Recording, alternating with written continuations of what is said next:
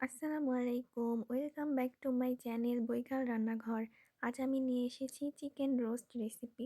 Chicken roast খুব সহজেই বানিয়ে নিতে পারবেন ঘরোয়া উপকরণ দিয়ে। চলুন তাহলে রেসিপিটি দেখে নিন। চিকেন রোস্টের জন্য এখানে আমি 2টি সোনালী মুরগি কেটে নিয়েছি পুরোটাই। আর অবশ্যই চিকেনের গা চিড়ে দিতে হবে যেন মশলাগুলো খুব ভালোভাবে ঢুকে যায় ভেতরে।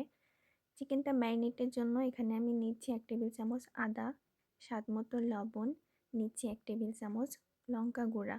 এখানে আদাটা অবশ্যই ব্যবহার করতে হবে কারণ আদা দেওয়ার ফলে মাংসটা অনেক সফট হয়ে যায়, আর লবণ দিলে এক্সট্রা ময়েশ্চার থাকলে সেটাও বেরিয়ে যাবে।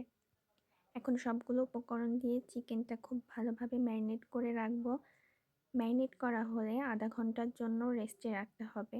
আপনাদের হাতে যদি সময় না থাকে সাথে সাথেও করতে পারেন, কোনো সমস্যা হবে না। চিকেনগুলো ম্যারিনেট করা হয়ে গিয়েছে, আমি রেস্টে রাখছি আধা ঘন্টার জন্য। আধা ঘন্টা পর এখানে আমি প্যানে কিছুটা তেল গরম করে নিয়েছি, বেশিটা তেল দিব না। এখন চিকেনগুলো দিয়ে ভেজে নেব। চুলার হিট মিডিয়ামে রেখে ভেজে নিতে হবে। রোস্টের জন্য অতিরিক্ত কড়া করে ভাজা যাবে না, তাহলে উপরের লেয়ারটা শক্ত হয়ে যেতে পারে। চিকেনটা হতে হতে রোস্টের মশলাটা রেডি করে নিই। মশলার জন্য এখানে আমি নিয়েছি গোটা ধনিয়া, 2টা জয়ত্রী, 5টি শুকনা মরিচ, সাদা এবং কালো গোলমরিচ, শাহ জিরা, এখানে নিয়েছি সাদা জিরা, তেজপাতা, তিনটা তেজপাতা কেটে নিয়েছি, জয়ফল, এলাচ, দারচিনি। এখন সবগুলো মশলা ভেজে নিতে হবে। বেশি ভাজার দরকার নাই, হালকা আছে ভেজে নিতে হবে। ভাজার পর একটা পাত্রে ঢেলে অবশ্যই ঠান্ডা করে নিয়ে তারপর গুঁড়া করতে হবে, তা না হলে ভালো গুঁড়া হবে না। আর এই সেম মশলাটাই বিরিয়ানিতেও ব্যবহার করা যাবে, এর জন্য এক্সট্রা কোনো মশলার প্রয়োজন হবে না। বেশি করে গুঁড়া করে নিয়ে অনেক দিন সংরক্ষণ করতে পারবেন। আমার মশলাগুলো ভাজা হয়ে গিয়েছে, ঠান্ডা করে এই যে এখন আমি ব্লেন্ড করে নিয়েছি, ব্লেন্ডারে গুঁড়া করে নিয়েছি। মশলাটা এখন এই পর্যায়ে আছে। এদিকে আমার চিকেনটাও ভাজা হয়ে গিয়েছে, আমি অপর পাশটা উল্টে নিচ্ছি।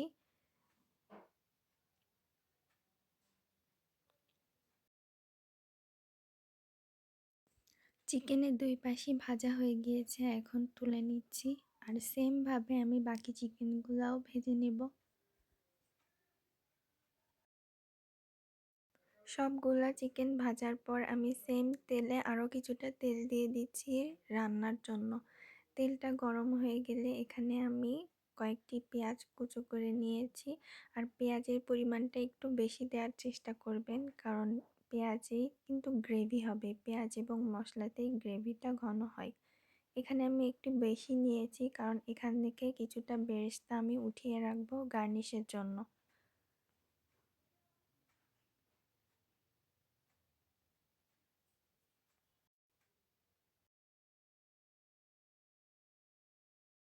আমার বেরেস্তা প্রায় রেডি। বেশি লালচে করবেন না, তাহলে তেতো লাগতে পারে। এভাবেই রেখে দিবেন, আর এভাবে ওঠানোর পর কালারটা আর একটু চেঞ্জ হয়ে যাবে। আমি কিছুটা বেরেস্তা উঠিয়ে রাখছি গার্নিশের জন্য, আর বাকি বেরেস্তার মধ্যে আমি মশলা দিব। এখানে আমি পেঁয়াজ, আদা, রসুন, জিরা একসাথে ব্লেন্ড করে নিয়েছি, 1 কাপের মতো দিয়েছি। এখন বেরেস্তার সাথে মশলাটা ভালোভাবে মিশিয়ে নেব।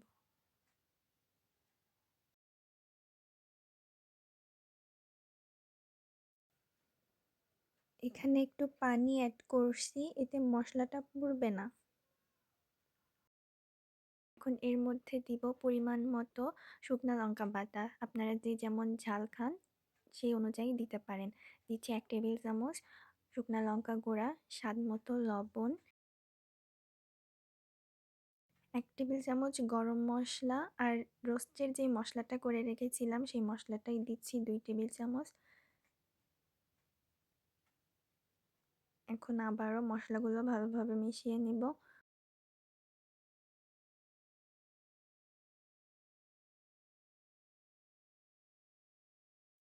এই পর্যায়ে দিচ্ছি টমেটো সস। ৩ টেবিল চামচের মতো টমেটো সস দিয়েছি। এরপর দিব টক দই। আপনাদের কাছে যদি টক দই না থাকে তাহলে হাফ কাপের মতো দুধের সাথে ১ টুকরা লেবু মিশিয়ে দিতে পারেন। সেম কাজ করবে। আমি টক দই আগে থেকে ফেটিয়ে রেখেছিলাম, সেটাই দিয়েছি। আর অ্যাড করব ১ টেবিল চামচ চিনি। চিনিটা দেওয়ার ফলে টেস্টটা আরও বেড়ে যাবে এবং ঝাল যদি বেশি হয় ঝালও ব্যালেন্স হয়ে যাবে। এখন এর মধ্যে আর কোনো মশলা দিব না, সব মশলা দেওয়া শেষ। এখন এভাবেই জাল করব মশলা থেকে তেল বের হওয়া অবধি। আর তেল বের হয়ে গেলে এ পর্যায়ে কিছুটা পানি অ্যাড করব। পানি কিন্তু বেশি পরিমাণে দেওয়া যাবে না, কারণ রোস্টের গ্রেভি ঘন হয়।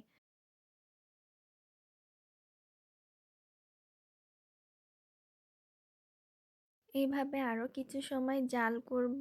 পানিতে পুরোপুরি যখন ভালোভাবে বলক চলে আসবে তখনই ভেজে রাখা চিকেনের পিসগুলো দিয়ে দিব। আর চিকেনের পিস দেওয়ার পর ঢাকনা দিয়ে রেখে দিতে হবে ১০ মিনিটের জন্য। আমি ১০ মিনিট ঢাকনা দিয়ে রেখেছিলাম। ১০ মিনিট পর ঢাকনাটা আমি উঠিয়ে নিচ্ছি। উপরে তেল ভেসে উঠেছে আর চিকেনটাও কিন্তু খুলে আসছে। এই পর্যায়ে ভাবতে হবে চিকেনটা পুরো রেডি। আর আপনারা যদি চান আরও একটু গ্রেভিটা ঘন করতে তাহলে আরও কিছু সময় জাল করতে পারেন। আমার রোস্টটা কমপ্লিট হয়ে গিয়েছে, আমি নামিয়ে নিচ্ছি। এটা কিন্তু খাওয়ার পর সকলেই অনেক পছন্দ করেছিল। আপনারাও বাসায় এভাবে ট্রাই করবেন। অনেক মজার ছিল রোস্টটা। আর এই যে সব কিছু নামানোর পর আমি এক্সট্রা যেই বেরেস্তাটা রেখেছিলাম সেটাই উপর থেকে ছিটিয়ে দিচ্ছি। কতটা সুন্দর কালার এসেছে দেখতেই পারছেন। হয়তো ক্যামেরায় অতটা বোঝা যাচ্ছে না, তবে আপনারা যদি বাসায় বানান তাহলে বুঝতে পারবেন কতটা সুন্দর হয়েছে। সকলে ভালো থাকবেন, সুস্থ থাকবেন। আল্লাহ হাফেজ।